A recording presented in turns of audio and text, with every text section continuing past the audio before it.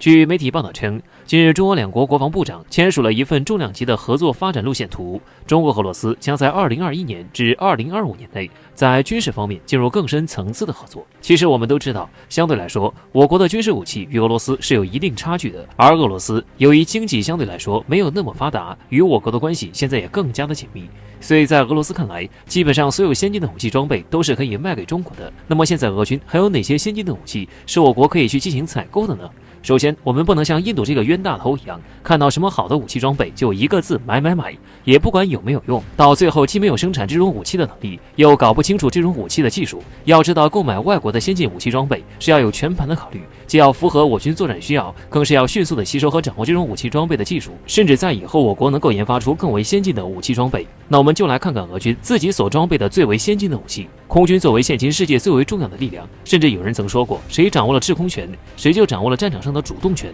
那我们就来先看看空军。其实，在空军上面，我国无论是战机、侦察机、无人机等，现在都并不落后于俄罗斯，唯一的就是战略轰炸机。毕竟我国的轰20一直都是只闻其声不见其形，而俄罗斯的图160就可以完美的弥补我国在战略轰炸机上的不足。俄罗斯的图160战略轰炸机有着先进的设计理念，航程更是达到了1万千米，几乎是可以打击全世界范围内的任何目标。当我们用了这种力量时，相信美国再也无法也不敢再干预我国的领土主权问题。甚至我国还可以吸收俄罗斯图160先进的设计理念，让我国将来自主研发出的战略轰炸机具有更强的性能。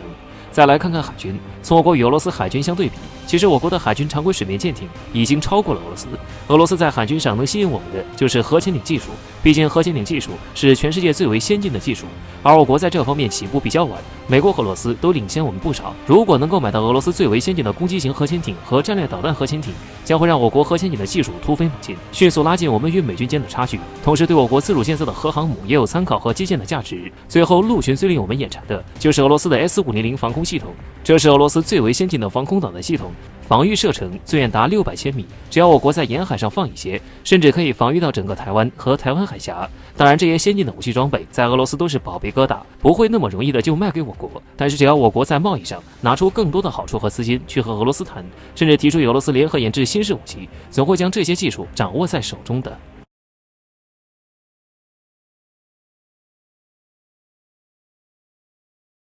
印度一直把我国当作竞争对手，在任何领域都要和我国来比个高下，但是每次比较后的结果都令印度非常尴尬。近日印度又闹出了一个笑话。据媒体报道，近日印度的一件大基建设施举行奠基仪式，印度更是大肆宣扬造足了声势，印度总理也亲自出席了奠基仪式，并且还公布了宣传海报和相关视频。但是无论是宣传海报和相关视频，里面都是熟悉的中国元素，引起了多方的探讨。到底是怎么回事呢？原来是印度正要建设占地达到1300多公顷的诺伊达国际机场正准备动工，印度更是表示这将是亚洲最大的国际机场。印度官员当然要卖力的宣传，可是从印度公布的宣传海报和相关视频中发现，这竟然放着的是我国北京大兴国际机场的图片，如此张冠李戴的行为确实让人哭笑不得。有国际人士就表示，这明明就是中国的机场，难道印度已经提前向中国认怂，表示印度自己的机场如何建设都无法超过中国，还是说印度最大的机场其实就是在中国？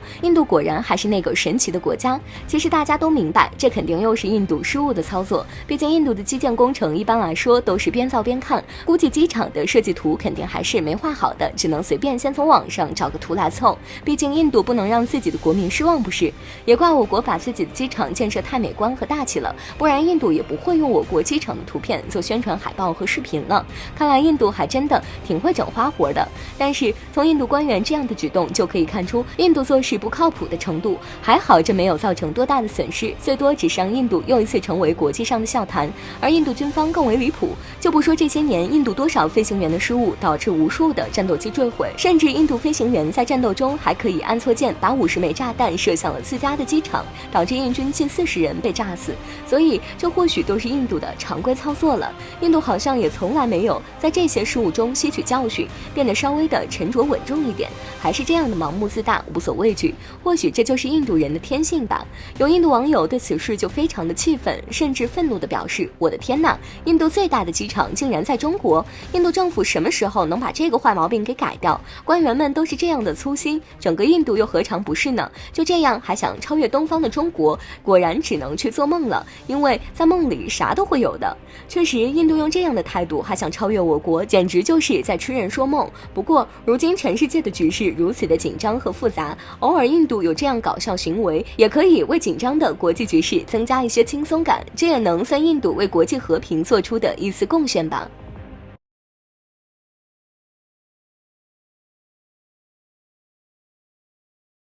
前段时间，英国人说中国发射了一枚火箭，然后火箭中又发射了一枚高超音速飞行器。随后美国人听了就开始炒作中国开始搞轨道轰炸机，并表示这非常危险，根本就是想打谁就打谁的玩意儿。所以理所当然的，在国际上又来了一波威胁论。据官方媒体《环球时报》报道，美国人认为，如果这件事是真的话，那么这代表了时代技术的一次跃进。毕竟以高超音速投射某些东西非常困难，能够做到这一点，都必然将有极为深远的影响。而这很早以前，美国就已经把这一概念规划在了美国未来武器计划中。随后，美国媒体又提出了一个问题：既然这个技术如此艰难，那么中国的高超音速飞行器真的突破了吗？当然，提出了问题，自然也做出了回答，表示也许是肯定的，因为在20年前，美国国防部高级研究计划局就已经开展了一个类似的项目，其中亚轨道高超音速滑行飞行器能够在2个小时以内将武器运往全球任何一个地方。然而，虽然肯定了这项技术的真实性，但是美国人却仍然表示，中国的这个高超音速飞行器并不算是重大突破，因为这不仅仅是涉及了多个问题，违反了物理规律，同时从政治上考虑，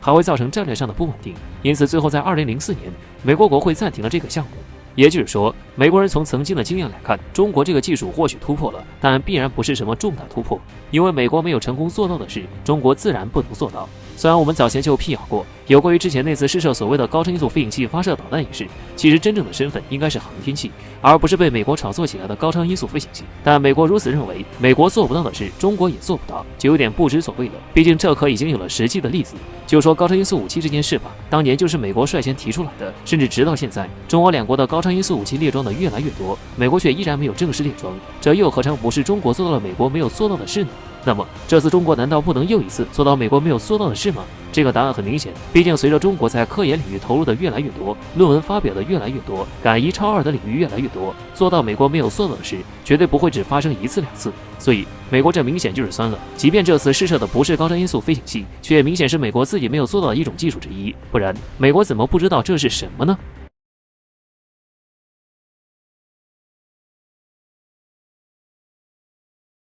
印度对中国的敌视可以说是由来已久，自从上世纪60年代后，中印关系可以说是一天不如一天。印度始终把自己想象成一个大国，所以在面对逐渐壮大的中国，印度心里开始不平衡了。这也是印度为什么总在边界叫嚣，总想挑起事端，他就是想和我们一争高下。据环球网26日报道，近日印度国防参谋长居然声称，今天印度最大的敌人不是巴基斯坦，而是中国。对此，我国国防部新闻发言人吴谦表示强烈反对，并提出严正交涉。看来印度再次单方面炒作中方威胁，压根儿就是不想缓和中印关系。此举也是把中印边境上的士兵不当回事，无端炒作究竟为哪般？莫迪或许心里就一件事：印度要强大，就要先强军。这些年，印度为了撑起大国梦，印度花费巨额资金来扩充自身的军事实力，但与别国不同，印度自主研发的军事装备只占10%左右，其余90%全靠采购别国的先进装备，所以印度发展军事基本就是靠买，近几年买的更是疯狂，简直就是花钱花到手抽筋。既然如此，那肯定要给国人找到一个花钱的借口。印度为什么花钱买武器呢？因为有中方的威胁，而且这种威胁被炒作的越大，民众就越能理解为什么要花钱，印度自然就能买的更多了。当然，这或许仅是一方面原因，还有一方面就是巴基斯坦给了印度太大的压力，而印度方面当然不能承认，只能嘴硬说我们才是最大的威胁。巴基斯坦25日当天成功试射了一枚沙星1A 导弹，这是今年巴方的第3次试射，3次试射都取得圆满的成功，足以证明这款导弹的稳定性。最为关键的一点是，沙星1A 具备核打击能力，虽然巴基斯坦是无核国家，却把印度方面紧张坏了。不久前，印度还拦下巴基斯坦运往中国的集装箱，印度甚至派出原子能专家对这些集装箱集中进行检测。印度此举真是令人哭笑不得。不仅如此，印度还要把即将交付的 S-400部署到印巴边境附近，一边炒作最大的敌人是我们，一边又要在印巴边境附近部署 S-400防空系统，足以表明印度被巴基斯坦吓得不轻。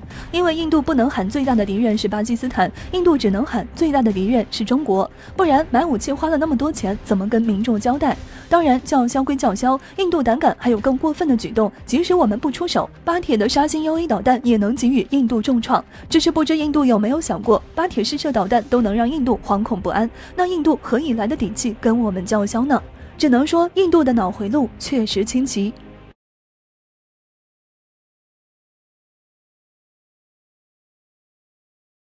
前些日子，美国迫于国际舆论的压力，美国军方扭扭捏捏地公布了在南海被撞的核潜艇事故报告。对于关键的问题避而不谈，只说是在南海撞上了未知的海底山脉。美国媒体更是大肆为美军遮掩，找出一大堆的专家学者对美军核潜艇撞山生拉硬扯，目的就是为了转移全世界的目光。这样的做法反而让事件更加的可疑。不管美国如何的嘴硬，如何东拉西扯躲避关键问题，但是现在摆在美国面前最重要的就是如何来修理这艘被撞坏的核潜艇。毕竟这艘核潜艇是美国海军最强大、最先进的潜艇之一，造价更是接近40亿美元。如果不修理好，美军可是要亏大了。据媒体报道，美国方面认为，在南海受损的美国核潜艇被修复的几率已经非常的小，因为美国海军给出一份报告，要修复这艘核潜艇，必须要有此类核潜艇的配件。而在美国根本就找不到这样的配件，甚至连生产这些设备的设施都没有了。简单点说，如果美国还要修复这艘核潜艇，就必须重建技术流程，还得重新制造生产设备，然后才可能有机会修理好这艘在南海撞山的核潜艇。要记住，这也只是有机会修好，并不是一定就能修好，因为就算是同一类型的配件，也会有细微的差别，而这一点点的差别就会对核潜艇造成巨大的影响。而且最令美国海军绝望的是，即使最后这艘核潜艇修复成功，但是这艘核潜艇的作战性能将会有相当大的倒退，或许无法保证能够再进行作战任务。从这样的消息看来，这艘在南海撞山的美核潜艇确实是没有再修理的必要了，因为修理的条件二修不好，但花费巨大，也没有多大的作用了。美军的这艘核潜艇最后的下场真的或许只能成为一堆废铁，对于美国海军来说，这也真的是祸不单行。估计美军也最终会放弃修理这艘核潜艇的，因为这样的事情在美国也是有先例的。2020年的时候，美军的一艘战舰就损坏了，后来发觉要修理好这艘战舰需要花费30多亿美元，而新造一艘出来也只要40亿。美军最后也只能选择放弃这艘战舰，重新去预定了一艘新的。美国海军高级官员也表示，这艘损坏的核潜艇已经放置在专业的造船厂，等待后续整修。虽然理论上是有修复的可能性，但是拆除这艘核潜艇可能是更加好的选择。